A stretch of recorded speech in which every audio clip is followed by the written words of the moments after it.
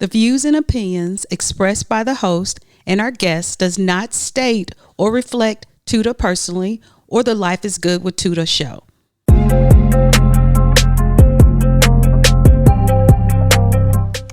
Welcome, welcome, welcome. Hello. Hi. Life is Good with Tuda. So I have my niece. I'm not going to give her name. I'm going to let her introduce herself. We are celebrating her 16th birthday. I think this is wonderful because as Black young ladies, I think we should celebrate ourselves, you know? Yes. And so I think this is beautiful. And I was so overwhelmed with all the people there. So how were you feeling? I was excited. I didn't think a lot of people were going to show up. Well, with the weather, I didn't think people were going to make it. So that was kind of scary. And you looked so pretty. Thank you. That was so out of my comfort zone. So she did something that was interesting and very touching, had everybody crying. Aww. But we'll get to that later. So tell me who you are. Tell me who your parents are. Start with your mom. Give her full name. And then tell me your dad and how you were related to me. Okay, so my name is Railyn, and my mother's name is Railyn Watkins, and my father's name is Rodney Watkins, the second. So he's my what? Junior, and he's your brother. He's my baby brother. Yes. So my first episode was talking about the family dynamics of our family and one of the nuances of our name. So I'm going to put you on the spot a little bit. So I want you to give me your full name, your initials, and then I want you to tell me your sister and brother's name.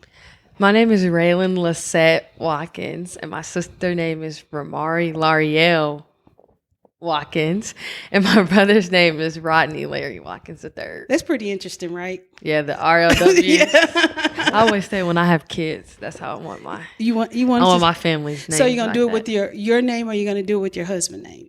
Are you open? I don't know. I've made that decision. I just want all my kids' initials to be the same. So you're flexible. Yeah. Okay. So I'm talking about the thing you did. So I did write a note. And so it actually, for my husband, we talked about it after we got back into the hotel. He thought it was so beautiful how you personalized these candles. Oh, yes. And so I thought that was really special, and how you uniquely said something about each candle, and you connected it with someone. Yeah. And especially with your mom and dad. So do you have that and share that with us? The one with your mom and dad. Let me see. Oh, I almost started crying. Yeah, again. You don't have to cry. Don't cry. This is happy. So she looks so precious. And you know, I'm not up on all the songs and stuff. So what song was that you came in on?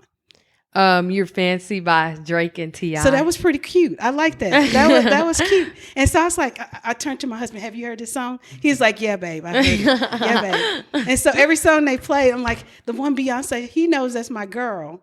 The daddy song. Oh, yeah. Tears just coming down, right? Yes. Yeah. And so he said, that's your girl. And I'm like, who is that? He said, that's Beyonce. I was like, I've never heard that song before. And so I got to go back and listen to that. So she had this beautiful table of 16 candles, not small ones, they were big. It's real pretty.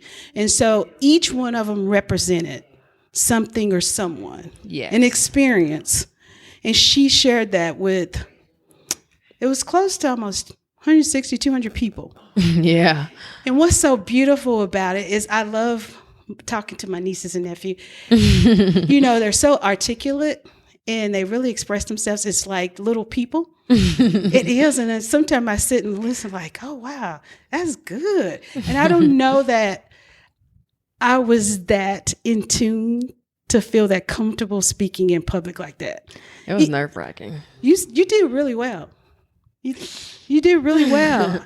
I was very impressed when your mom and dad told me you did that by yourself. We kind of thought, oh, they wrote that for her. Oh, no, I wrote all of these by myself. I mean, they helped me like tweak some of the words to make sure it sounded correctly. But it was your words. Yeah, all mine. So let's start with how you do it, 1, 2. Yeah, they're just in order. Okay. Like from parents. So we're not going to do all 16. Okay. But if you can start with and the one in Jeannie Mine, I don't want to make you cry, but you had the whole place crying on that one. That was really special, and how you really talked about her. That was my bestie. So if you would start with the one about your mom and dad, that was real touching. This candle goes to my parents. Mom, you're a strong, brave, independent woman, someone I look up to. I know you always have my best interest in heart and who will go to the end of the world to make sure her baby girl is happy. Through the good times and bad, you still manage to love me regardless. And whether you know it or not, I am paying attention to you. You are a living example of what it means to go above and beyond to make sure everyone is happy. You will forever be my black queen, and I can't imagine having to call anyone else mom. Dad, you have taught me to always respect and honor other people's feelings, whether we agree with them or not. You have shown me that no matter how big of an attitude I can have, you will forever be in my corner cheering me on. The memories we share are unforgettable, whether that be us countless hours of us ragging on each other, or you writing raps and me and Trey performing them, or you screaming to the top of your lungs early in the morning when you're having a praise break. You're my best friend, coach, and my road dog all in one. So will my mom and dad come help me light this candle? Oh, that was so sweet. It was really sweet and very touching. It was. I was looking around the room and I think everybody was like, wow, that's pretty cool. Yeah. You know that every day is not okay with your parents, but I know that was real special for you to share that. It was. And you said something about Aunt Rashonda. Read that one. She wasn't there, but I thought that touched me because I'm going to be talking to her just about what you talked about.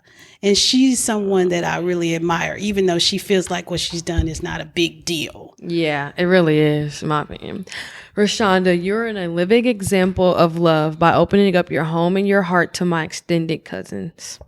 And that was touching too. Yeah. And so I'm going to have to play that for her. She actually listens to it, so she'll hear that. That's good. So, Rashonda, where were you? We know Rashonda. So you got to love her. That's that family dynamics. So we had this one thing that happened last night, and we were in line. So I don't know if you guys are aware of it. I know Charmaine's aware of it. So oldest sister, we're in line. She says, hey, I'm coming to get some cupcakes because I eat my sweets with my dinner. I'm just standing there. Sharonda's like, hey, you may want to go talk to Charmaine. She's like, she knows it. And I'm looking like, that's that family dynamic I'm talking about. You have to love it. And I just shook my head like, okay. I'm like, hey, it's a room full of people. You can't just go out of order like that. She's like, they know me. Everybody know this is what I do. So it was so funny, but it just made me understand family dynamics. So when you said what you said about each one of my siblings, yes, I'm like, wow, she gets it and she's 16. And so just imagine when someone is coming from the outside. I know. Isn't it pretty tough? Yeah. It's tough, isn't it? Yeah. Your mom did good, though. She knew how to handle everybody. She did. She did good. But I just think that was pretty cool how you could kind of personalize each one of those to say, hey, this is my aunties, this is my uncles. I love them, but hey, yeah, this is them. This is them. Yes. So that's the family dynamics I talked about as well. You got to love them. And so I really appreciate you coming to talk to me. Railyn was a little nervous. I was, but this is fun. But she was such a doll coming through. And Ray, you talked to Railyn. I've talked to her just in passing, but to see her in front of everyone like that was such a blessing to me to see my niece in shining in that way. And you just seem so confident. One thing I want to say is Reverend Eric, what's his last name? Reverend Gill. Yes. He said something that brought tears to my eyes. He started before he prayed. He said, you're loved and necessary. Yeah. I don't think that people understand what that means. And so for me, for someone to tell you at 16, that's going to change when you turn 20. Yeah. And when you turn 30. But at this point in your life, what does it mean when you hear someone say, Railyn, you're loved and you're necessary? What does that mean to me? Yes. Well, that kind of means a lot of things. For one, when I'm loved, like that could be the material things, like people showing their love by material, or just like showing up to my party, or making a quick drive, or just like quick text saying, "Hey, I'm thinking about you." That, and then necessary. What people really say to me, like I make a lot of people's day by just not smiling, and so like the necessary, like the small things, is what I get from that. So yeah, I think that all of those people showing up to show how much they loved you. Yes. And you included everyone. You said something about Granny making you feel like with all these grandkids. Yeah. That you're special. You did the same thing with everyone there.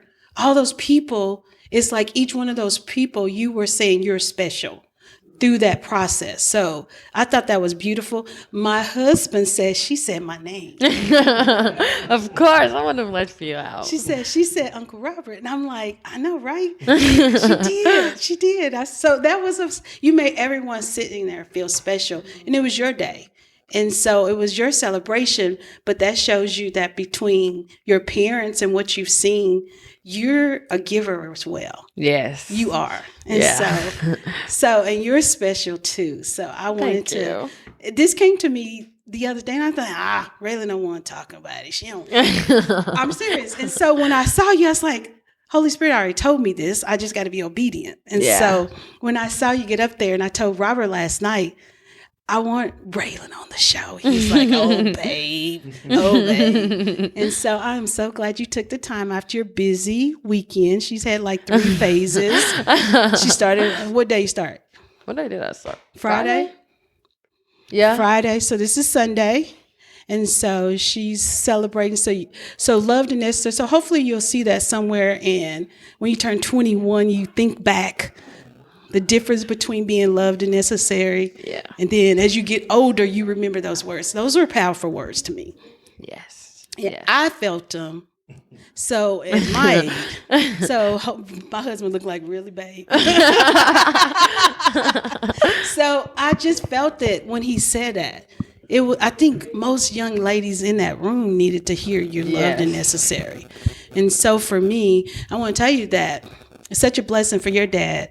My dad didn't know how to express himself. I remember the first time he said he loved me, I was headed to Dallas. I was headed out the door and I'm looking like, okay, daddy. Because it was so like foreign to me. I know he did, but because he didn't have that wasn't his experience growing up, I knew it was a challenge for him. Yeah. He said it more as we got older. But it was initially pretty like, oh, and then he hit him on the back. Okay, you feeling something? Okay. So I think that's a blessing to hear that you're loved and necessary. Yeah. Especially for young ladies. Yeah, especially in our generation. In our generation. Everything's like Instagram bodies or gotta look a certain way. And yeah. So those are powerful words. So that touched me. So hopefully you understood the importance of those words too. Yes. A lot of my shirts, I say loved. I have a lot of shirts that say love because I think we miss that.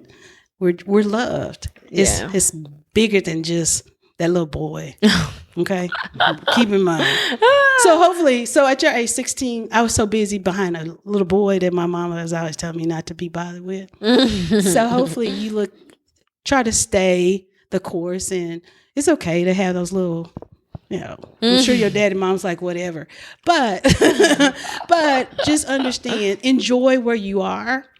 Enjoy the process. Enjoy today. Yes. Your sweet 16. Yay. Yay. Okay. We're going to take a short break and we'll be right back with our guest on the Life is Good with Tuda show.